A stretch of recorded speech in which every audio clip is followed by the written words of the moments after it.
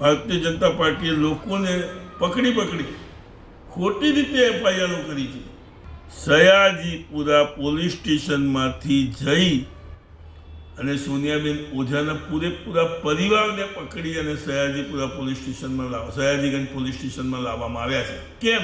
Bharatiya Janata party વડોદરાની અંદર જે પોલીસને આગળ કરી અને લોકશાહીનું હનન કરી રહી છે અને 5 જ મિનિટમાં ત્યાં પોલીસની ગાડીઓ આવી ગઈ, પબ્લિક બી ભેગી થઈ ગઈ, મીડિયા બી આવી ગઈ.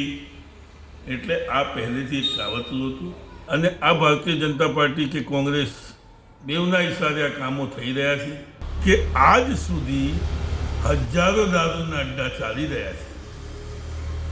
પોલીસ કોઈને પકડવા નથી જતી, કોઈની પર કેસ નથી કરતી. આમ આદમી પાર્ટીને બદનામ કરવા માટે આ રીતના ન્યૂઝ બનાવવામાં આવ્યા. તે જાણી ચૂકી છે કે આ ભારતીય જનતા પાર્ટી એમના પલ્લુ સીધા કરવા માટે તમામ જનતાનો ભોગ લઈ રહી છે.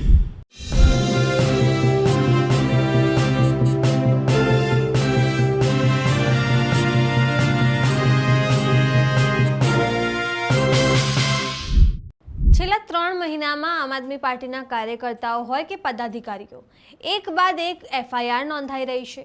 ત્યારે હવે વડોદરામાં પણ આપના ઉમેદવાર પર એફઆઈઆર નોંધાઈ. ત્યારે આપ વડોદરાના શહેર પ્રમુખે આ આખા પ્રકરણને ખોટું ગણાવ્યું છે અને ભાજપને જવાબદાર ગણાવ્યું છે. તેમણે કહ્યું છે કે વડોદરામાં ભાજપ પોલીસનો સહારો લઈ આમ આદમી પાર્ટીને ડરાવવાની અને ધમકાવવાના પ્રયાસો કરી રહી છે. નમસ્કાર, હું છું ચંદ્રિકા પુત્રી નિરાલી. તો આવો સાંભળીએ વડોદરાના શહેર પ્રમુખે શું કહ્યું. ભારતીય જનતા પાર્ટી વડોદરાની અંદર જે પોલીસને આગળ કરી અને લોકશાહીનું હનન કરી રહી છે.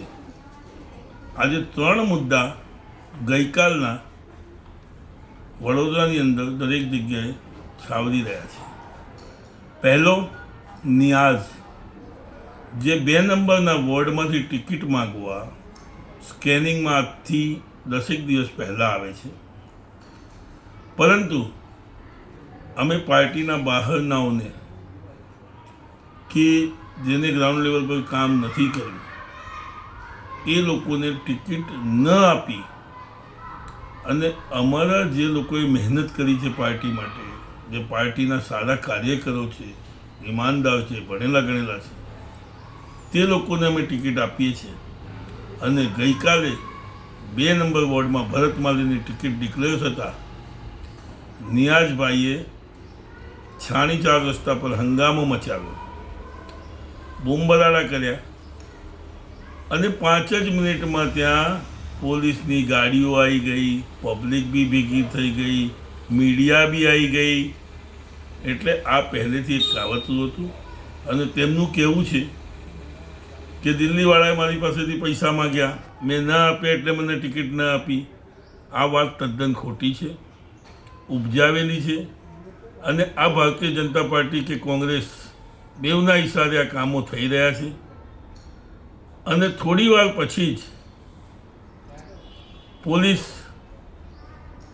ભરત માલી 2 નંબર વોર્ડના જે અમારા ઉમેદવાર છે તેમના ત્યાં જાય છે, તેમની હોટલ પર જાય છે અને 2-4 ફોટા પાડી ગમે ત્યાંથી દારૂની પોટલીઓના આ તે એવું કહેવામાં આવે છે કે ભરત માલી દારૂનો વ્યવસાય કરે છે. હું આજે વડોદરાની જનતા ખૂબ જ સંસ્કારી છે, ભણેલી ગણેલી છે. હું આપને પૂછવા માગું છું કે આજ સુધી હજારો દારૂના અડ્ડા ચાલી રહ્યા છે. પોલીસ કોઈને પકડવા નથી જતી, કોઈની પર કેસ નથી કરતી. અને જો ભરતભાઈ માલી આ ધંધો કરતા હતા, પોલીસને જાણ હતી, તો કેમ એમની પર પહેલાં કોઈ એફઆઈઆર કે કેસ બનાવવામાં ન આવ્યો? એ ભાઈ એમનો હોટલનો ધંધો કરે છે, એક પ્રામાણિક વ્યક્તિ છે, સારી વ્યક્તિ છે અને એમને ટિકિટ મળતા એક આ ઉપજાઈ કાઢેલી વાત પોલીસ પર દબાણ કરી આમ આદમી પાર્ટીને બદનામ કરવા માટે આ રીતના ન્યૂઝ બનાવવામાં આવ્યા. જો કોઈ વ્યક્તિ દારૂનો ધંધો કરતી હોય, પોલીસ એને પકડતી જ હોય, તો આ બધા ધંધા થાત જ નહીં વડોદરાની અંદર. ચાલો હું આપને બતાવું હજારો દારૂના અડ્ડા ચાલી રહ્યા છે વડોદરામાં. કેમ પોલીસ બંધ કરાવવા નથી જતી? કેમ પોલીસ બંધ નથી કરાવતી? અને આ ભાઈ ટિકિટ મળતો દારૂનો ધંધો ચાલુ કરી દીધો. એક જ દિવસમાં પોલીસ એમને પકડવા બી પહોંચી ગઈ. આ બધી એક રાજનીતિક વાતો છે, લોકોને ઉલ્લુ બનાવવાની. બરોડાની જનતા બહુ હોશિયાર છે. તે જાણી ચૂકી છે કે આ ભારતીય જનતા પાર્ટી એમના પલ્લો સીધા કરવા માટે તમામ જનતાનો ભોગ લઈ રહી છે. રિયાઝ શેખ, જેમણે પાર્ટીમાંથી 3 મહિના પહેલાં એક ઊંચા હોદ્દા પરથી રાજીનામું આપી દીધું પોલીસના દબાણના કારણે જ. ગઈકાલે એમનો એક વિડીયો વાયરલ કરવામાં આવ્યો છે. તરસાલી પોલીસ સ્ટેશનમાં ખંડણી લેતા પકડાયા. અને ખંડણી કેટલી? 4,000 રૂપિયા. સાહેબ, એમના 2 પુત્રો છે જે પોતે એડવોકેટ છે. જે લોકો આમ આદમી પાર્ટીનું કામ કરતા હોય તેમને ઈન મીન તીન ગમે તેમ કરી સંડોવણી કરવી. કદાચ પોલીસને કે ભારતીય જનતા પાર્ટીને એવી ખબર નહીં હોય કે રિયાઝભાઈ આજથી 3 મહિના પહેલાં રાજીનામું આપ્યું છે, એટલે રિયાઝભાઈ બી આ સંડોવણીમાં આવી ગયા. કદાચ પોલીસને ખબર હોત કે રિયાઝભાઈએ રાજીનામું આપ્યું છે તો એ આ સંડોવણીમાં ના હોય, કારણ કે તેમની પર હાથ જ ના નાખત. એમને તો ફક્ત ને ફક્ત ભારતીય જનતા પાર્ટીની એક જ નીતિ છે કે આજે લોકોને ડરાવો, પરેશાન કરો. જે લોકોને ટિકિટ મળી છે એમની પર દબાણ કરો. 5 મિનિટ પહેલાંની વાત છે.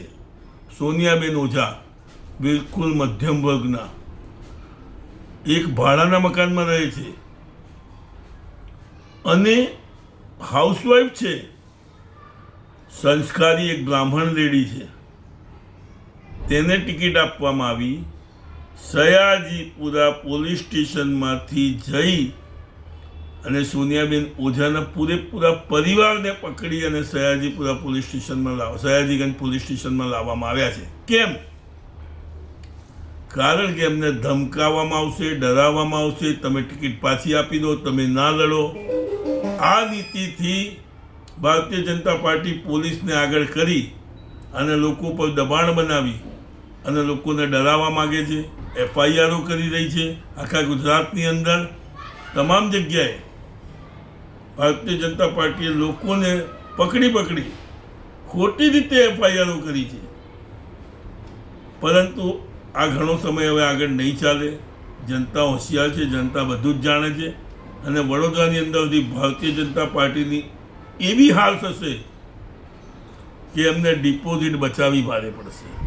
તો જેમ તમે અશોક ઓઝાની વાત સાંભળી, તમે તેમની વાતથી કેટલા સહેમત છો અને આ વિશે શું વિચારો છો કમેન્ટ કરીને જણાવો. અત્યાર માટે બસ આટલું જ. સમાચારને લગતી વધુ અપડેટ્સ માટે અમારી વેબસાઇટ www.gujaratplus.in પર પણ માહિતી મેળવી શકો છો. ધન્યવાદ.